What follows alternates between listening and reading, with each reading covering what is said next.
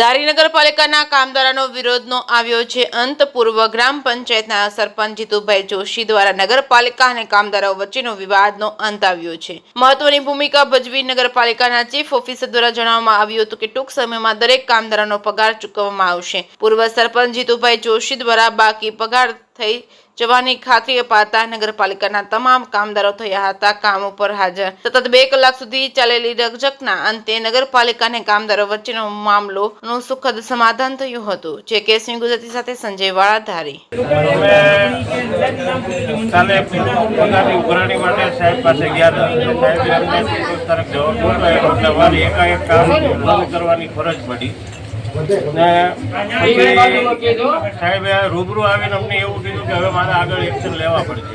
એટલે અમે નાના માણસો અમે જીતુભાઈને તેને ફોન કર્યો ને એની ટીમને લઈ અને એ અહીંયા આવ્યા. જયભાઈ જોડે વાતચીત કરી, પ્રાંતભાઈને વાત કરી અને આવી અને અમારા સમાધાન કરાવ્યું છે. અને આજે છેલ્લા 4-5 કલાકથી પોતે મુખ્ય કક્ષે અહીંયા પ્રોજેક્ટમાં ગઈ અને બધી વહીવટી પ્રક્રિયા બતાવી અને પછી અત્યારે હવે અમે બધા છૂટા પડીએ.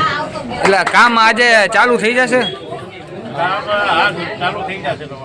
ઠીક. એટલે જીતુભાઈ દ્વારા તમને આજે પગાર આપવામાં આવેલ છે તો એ શું જીતુભાઈએ પગારનું શું કીધું તમે? પગારનું સોલ્યુશન એને રૂબરૂ બેસીને જ કરાવડાવ્યું. ઠીક. એટલે જીતુભાઈના અધ્યક્ષસ્થાને આ કામ થયું છે ને? એના અધ્યક્ષસ્થાને જ થયું. આજે આ ગ્રામ પંચાયતના કર્મચારીઓ હડતાલ ઉપર ઉતર્યા હતા તે બાબતે તમે શું કહેશો? એ બાબતે મને જાણ થઈ.